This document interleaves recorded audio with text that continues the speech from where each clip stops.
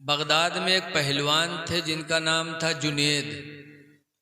बहुत मोटे थे, इतनी उनकी कमर चौड़ी थी कि कमर का पूरा कमरा लागत रहा। बहुत मोटे पहलवान बहुत। तो बगदाद के बादशाह को उन पर बड़ा नाज था। बादशाह बगदाद ने ऐलान किया था कि लोगों जो मेरे जुनेद की पीठ लगा देगा उसको मैं इनाम से माला माल कर दूंगा। लेकिन कोई दारिया इतने नहीं रहा। कहता रहे कोई जीव के दारिया अगर ऊपर से गिर पड़ी तो हमारा काम तमाम होगी। कोई दारिया नहीं जाता था। उसी जमाने में अल्लाह की मर्जी की बगदाद के किनारे एक गांव था। उस गांव में एक सैयद साहब थे। अल्लाह ने गरीबी में उन्हें मुब्तला फरमाया। सैयद भीख भी नहीं मांग सकता, सैयद को हम ज़कात भी नहीं दे सकते और सैयद ज़कात खा भी नहीं सकते। तो वो सैयद साहब गरीबी में मुब्तला हुए, मजदूरी के लिए कोशिश करते थे, लेकिन गांव का आदमी कोई मजदूरी के लिए नहीं बुलाता कि सैयद हैं काम कराएंगे तो गुनाह पड़ेगा, तो कोई नहीं बुलाता। फाका होने लगा सैयद साहब के घर में, बच्चे फाका करने लगे।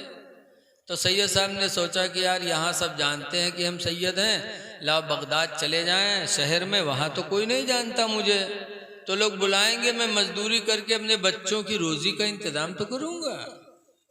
तो बगदाद गए। बगदाद के शहर के चौराहे पर मजदूरों की लाइन में सैयद साहब खड़े हो गए। अल्लाह जब बंदों का इम्तिहान लेता है तो बड़ा कठिन इम्तिहान होता है। मजदूरों की लाइन में खड़े बगदाद के चौराहे पर। सुबह लोग बुलाने आए मजदूरों को, तो सब मजदूरों को तो लोग लेके गए, लेकिन सैयद साहब को किसी ने नहीं बुलाया। अल्लाह की पहचान भी नहीं रहे थे, किसी ने नहीं बुलाया। जब किसी ने नहीं बुलाया, तन्हा बचे, तब सैयद साहब की आंख में आंसू आए। कि या अल्लाह बच्चे फाका करते हैं, वतन में कोई मजदूरी के लिए नहीं बुलाता, सैयद होने के नाते बगदाद आया था कि मजदूरी मिलेगी, बच्चों की रोजी लेके जाऊंगा, लेकिन या अल्लाह किसी ने मुझे मजदूरी के लिए भी नहीं बुलाया। सैयद साहब की आंखों में आंसू भर आए। मजबूर हो के वहां से कुछ कदम चले तो एक जगह कुछ लोग बैठे बात कर रहे थे, आपस में बातचीत। क्या कर रहे थे बातचीत?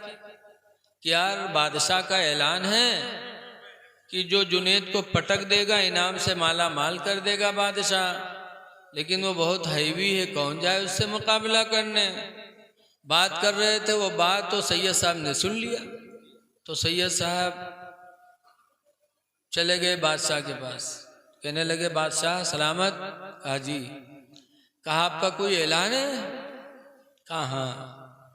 कहा जुनेद की जो पीठ लगा दे इनाम से माला माल कर दिया जाएगा। तो सैयद साहब ने कहा बुलाओ जुनेद को। कहा किस लिए? कहा उसकी पीठ में लगाऊंगा। बादशाह ने कहा चले जाओ यार, दुबले पतले आदमी हो, अपनी जिंदगी बचाओ, जाओ। कहा नहीं नहीं दुबला मत देखो, बुलाओ अपने जुनेद को, मैं उसकी पीठ लगाऊंगा। फिर बादशाह ने समझाया यार जाओ यहाँ से, क्यों अपने आप को बर्बाद करने आया है? ऐसा कुछ नहीं, बुलाओ जुनेद को, हम पीठ लगाएंगे। ऐलान हुआ शहर बगदाद में कि आज एक दुबला पतला इंसान जुनेद से मुकाबला करने के लिए आया है। तो बगदाद की भीड़ जमा हो गई कि देखे वो कौन इंसान है जो जुनेद से मुकाबला करने आ गया है। भीड़ जमा हुई। जब जुनेद आए मैदान में तो हाथी की तरह झूमते झामते, पहलवानों को अपने ताकत पे कितना नाज होता है, झूमते झामते आए मैदान में। सैयद साहब को बुलाया गया तो सैयद साहब का झूमे दुबले आदमी आगे खट से सामने आए। मुकाबला का वक्त आ गया। जब दोनों लोग आगे बढ़े मुकाबला के लिए, बैठ जाए। जब दोनों लोग जुनेद और सैयद साहब करीब बढ़े, तब सैयद साहब ने बताया जुनेद मैं सैयद हूँ, तुम्हारे नबी की औलाद हूँ, बच्चे भूखों मर रहे हैं, मजदूरी नहीं मिलती, ऐलान सुना था कि आया, ऐलान सुना था कि तुम्हारी पीठ लगा देंगे, इनाम से माला माल हो जाएंगे। ऐ जुनेद मुझे पीठ लगा लेने दो ताकि इनाम पाकर मैं अपने बच्चों की रोजी लेके चला जाऊं, मेरे बच्चे फाका से बच जाएं। जुनेद ने जब सुना सैयद हैं, तब जुनेद कहते हैं कि आओ इशारा किया कि मेरे कमर में हाथ डालो, एक धक्का देना, हाथ डालकर मैं चित हो जाऊंगा। सैयद साहब ने इसे हाथ डाला और धक्का मारा, वह जुनेद चित हो गए। सैयद साहब ऊपर, जुनेद नीचे। कोहराम बरपा हो, अरे दुबले आदमी ने जुनेद की पीठ लगा दी। बादशाह ने कहा मेरे पहलवान से कोई कमी हो गई होगी, दोबारा कुश्ती होगी। दोबारा जब फिर दोनों आमने सामने आए, पहुंचते पहुंचते सैयद साहब ने एक हाथ जुनेद के सीने पे मारा तो जुनेद भी चित हो गए। सैयद साहब को बादशाह लेके गए, इतना इनाम दिया, इतना इनाम दिया कि सैयद साहब माला माल हो गए और खुश होके बगदाद से अपने बच्चों में वापस हो गए। तब बादशाह ने जुनेद को बुलाया, कहा जुनेद क्या हुआ?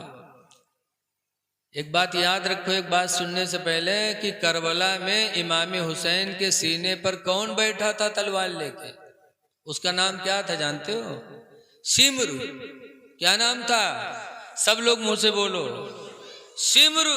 करबला में इमाम हुसैन के सीने पे तलवार लेके बैठा था गला काटने के लिए। तो जुनेद से जब इस बात को जहन में रखो, जब बादशाह ने जुनेद से कहा जुनेद क्या हुआ, तुम एक दुबले पतले आदमी को नहीं पटक सके, तुम्हारी पहलवानी पे इतना नाज था, तब जुनेद के आंखों में आंसू आए। फरमाते बादशाह मैं जुनेद हूं, जुनेद, मैं सिमर नहीं हूं। वो सिमर बदनसीब था जो हुसैन के सीने पे बैठा था। मैं जुनेद हूं, मैं सिमर नहीं हूं कि सैयद के सीने पे बैठूं। वो सैयद है, मेरे नबी की आल है। मैं जुनेद हूं, सिमर नहीं हूं। ये सिमर की बदनसीबी थी कि हुसैन के सीने पे बैठा था।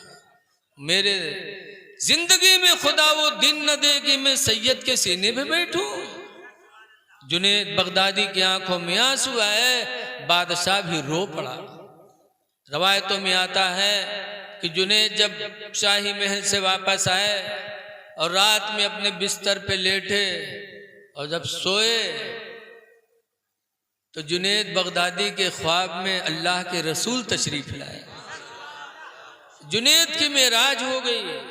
रसूलुल्लाह सल्लल्लाहु अलैहि वसल्लम जुनेद बगदादी के ख्वाब में आए और आने के बाद सरकार फरमाते, जुनेद की पेशानी पे हाथ रख करके फरमाते, मेरे पैगंबर के जुनेद तुमने मेरे एक औलाद की इज्जत की है, अल्लाह ताला तुम्हें दोनों जहान में इज्जत अता फरमाएगा।